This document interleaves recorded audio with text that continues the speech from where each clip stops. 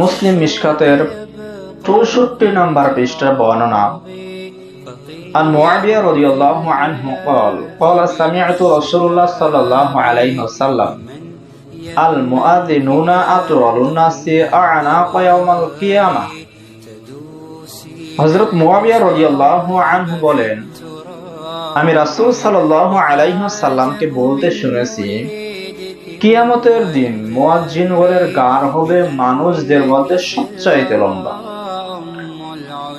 এখন মানুষদের মধ্যে লম্বা গাড় দ্বারা এখন আপনি যদি মনে করেন যে আমার গাড়টা যদি ১ হাত বা ২ হাত লম্বা হয় তাহলে দেখতে খারাপ দেখায়। মূলত লম্বা গাড় দ্বারা উদ্দেশ্য হচ্ছে বহু সওয়াবের অধিকারী হওয়া। আবার কোন ব্যাখ্যাকার বলেছেন, মুয়াজ্জিনগণ কিয়ামতের দিন সরদারের দায়িত্ব পালন করবেন। যখন মানুষ দুঃখ পেরেশানিতে থাকবে ওই সময় মুয়াজ্জিনগণ গলা উঁচু করে এই অপেক্ষায় থাকবে যে কখন তাকে জান্নাতে যাওয়ার হুকুম আসে। আবার কেউ কেউ বলেছেন লম্বা গাড় দ্বারা উদ্দেশ্য হচ্ছে আল্লাহ সুবহানাহু ওয়া তাআলার অধিক নিকটবর্তী হওয়া। তাহলে এই হাদিস থেকে এটাই প্রমাণ করে যারা মসজিদে আজান দেয় এরাও বহু সওয়াবের অধিকারী হয়। তার একটি প্রমাণ হচ্ছে রাসূল সাল্লাল্লাহু আলাইহি ওয়াসাল্লাম বলেছেন, যদি কোনো মানুষ সৎ কাজের আদেশ করে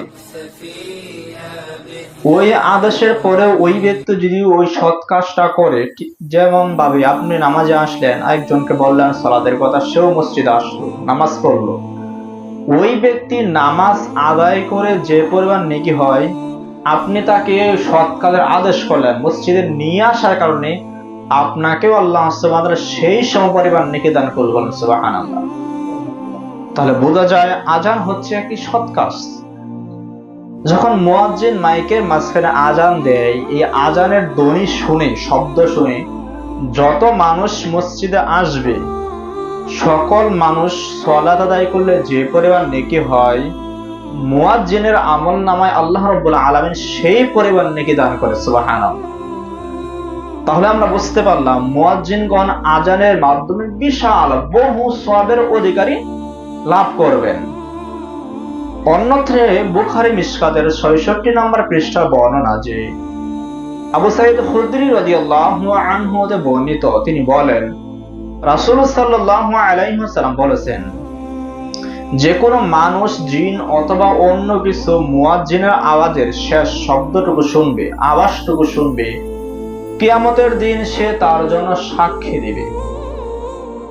যখন মুয়াজ্জিন আজান দেয় এই শব্দটা যত দূর পর্যন্ত যায়, এই শব্দের মাঝখানে যত প্রাণী বা বস্তু যেই শুনুক না কেন, জিন জাতি, মানুষ জাতি, পশু পাখি, সাগরের মাছ, পুকুরের মাছ, মাটির তরে কীট পতঙ্গ, এমন কিছু জীব রয়েছে যাগুলো খালি চোখে দেখা যায় না, সমস্ত জীবগুলোই কাল কিয়ামতের ময়দানে এই মুয়াজ্জিনের পক্ষে সাক্ষী দিবে। তাহলে এটা আশা করা যায় যদি সকল প্রাণী, সকল সৃষ্টি যদি মুয়াজ্জিনের পক্ষে সাক্ষী দেয়, নিঃসন্দেহে ওই মুয়াজ্জিনকে আল্লাহ রাব্বুল আলামিন জান্নাতে প্রবেশ করাবেন। আবার রাসূল সাল্লাল্লাহু আলাইহি ওয়াসাল্লাম বলেছেন, তিরমিজি মিশকাতের ৬৫ নম্বর পৃষ্ঠার বর্ণনা, আন আব্দুল্লাহ ইবনে আব্বাস রাদিয়াল্লাহু আনহু قال قال رسول الله صلى الله عليه وسلم মান আযানা সাবআ সিনিনা মুহতাসিবান কুতিবা লাহু বারাআতুন মিনান নার। যে আব্দুল্লাহ ইবনে আব্বাস রাদিয়াল্লাহু আনহু থেকে বর্ণিত, রাসূল সাল্লাল্লাহু আলাইহি ওয়াসাল্লাম বলেছেন, যে ব্যক্তি সওয়াবের নিয়তে ৭ বছর আজান দেয়, সওয়াবের নিয়তে ৭ বছর আজান দিবে, ওই ব্যক্তির জন্য জাহান্নাম থেকে মুক্তিপত্র লেখা হয়। বলেন সুবহানাল্লাহ। যদি কোনো ব্যক্তি সওয়াবের নিয়তে ৭ বছর আজান দিতে পারে, ওই ব্যক্তির নামটা জাহান্নামের লিস্ট বা জাহান্নামের খাতা থেকে মুছে ফেলা হয়। আর পরকালে যেহেতু স্থান হচ্ছে দুইটি, জান্নাত এবং জাহান্নাম, যদি জাহান্নামের খাতার মাঝখানে, ডায়েরির মাঝখানে কারো নাম না থাকে, নিঃসন্দেহে ওই ব্যক্তির নামটা হচ্ছে জান্নাতি ডায়েরির মাঝখানে। তাহলে কোনো মুয়াজ্জিন যদি ৭ বছর আজান দেয় সওয়াবের নিয়তে, ওই ব্যক্তির নামটাও জাহান্নামের ডায়েরি থেকে মোছা হয় এবং জান্নাতে ডায়েরির মাঝখানে তুলে দেওয়া হয়। সুবহানাল্লাহ।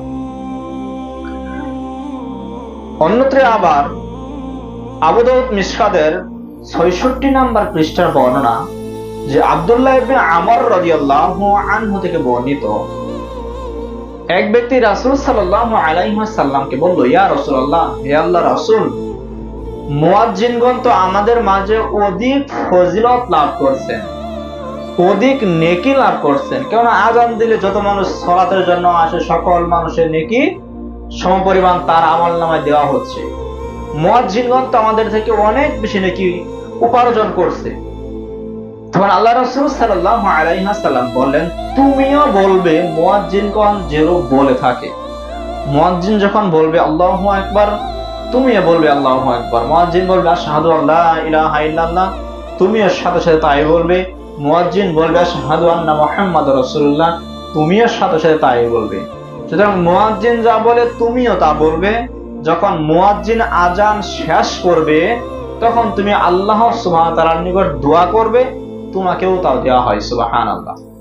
তাহলে মুয়াজ্জিন আজান দিয়ে যে পরিমাণ নেকি অর্জন করলো, আপনি আজানের জবাব দেওয়ার মাধ্যমে আপনিও সে পরিমাণ নেকি অর্জন করলেন। এমনকি যখন আজান শেষ হয়ে যায় তখন আপনি আল্লাহর কাছে দোয়া করলেন, আপনি দরুদে ইব্রাহিম পাঠ করবেন। এরপর আজানে দোয়া রয়েছে আল্লাহুম্মা রাব্বা হাযিহি দাওয়াতিত তাম্মা, এই দোয়াটা আপনি পাঠ করতে পারেন।